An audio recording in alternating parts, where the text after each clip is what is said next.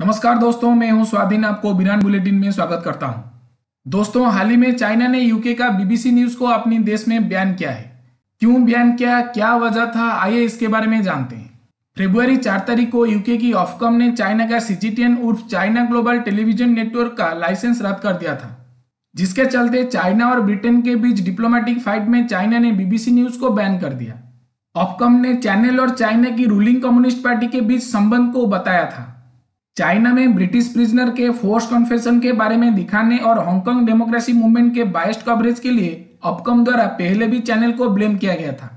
Friday की सुबह Hong Kong के पब्लिक ब्रॉडकास्टर RTHK ने इस बात की घोषणा की कि 11 बजे से BBC वर्ल्ड न्यूज को ब्रॉडकास्ट करना बंद कर देगा, जो कि रात की 11 बजे से सुबह की 7 बजे तक चलता था। फ्राइडे की मिडनाइट में बीजिंग टाइम ने एक स्टेटमेंट पब्लिश किया था, जिसमें चाइना का national radio and television administration ने कहा चाइना का BBC वर्ल्ड न्यूज रिक्वायरमेंट्स का उल्लंघन किया है, जैसे कि न्यूज रिपोर्टिंग सही और निष्पक्ष है और चाइना का नेशनल इंटरेस्ट और एथनिक सॉलिडारिटी को कम करता है। और ये भी कहा है कि अगले साल के लिए BBC का प्रसारण आवेदन को एक्सेप्ट नहीं करेगा।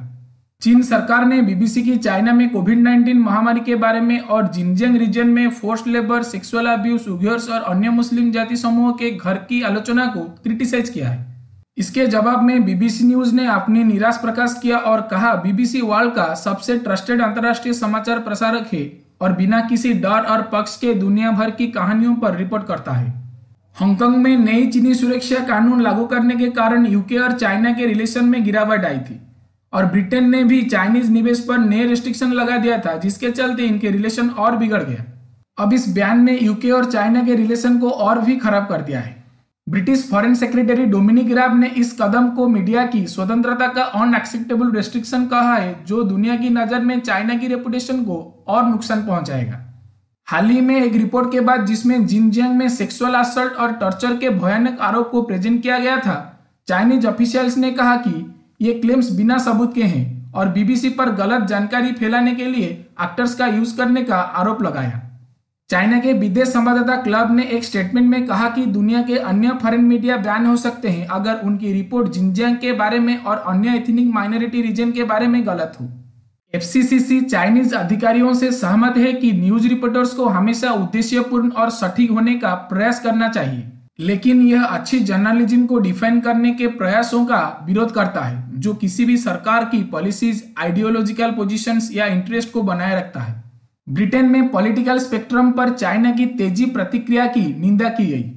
लिबरल डेमोक्रेट्स के फॉरेन अफेयर्स के स्पोक्सपर्सन लेला मारून ने कहा BBC जैसे मीडिया आउटलेट्स की भूमिका दुनिया भर की घटनाओं की उच्च गुणवत्ता की रिपोर्टिंग सुनिश्चित करने के लिए महत्वपूर्ण है। उइघुर्स को जिनजियांग में जो हुआ था वो एक जीनोसाइड था और इस पर रिपोर्ट करने के लिए BBC को चुप करना यह दिखाता है कि चाइनीज सरकार का अपने ह्यूमन राइट्स के दुरुपयोग को रोकने के लिए कोई इरादा नहीं है।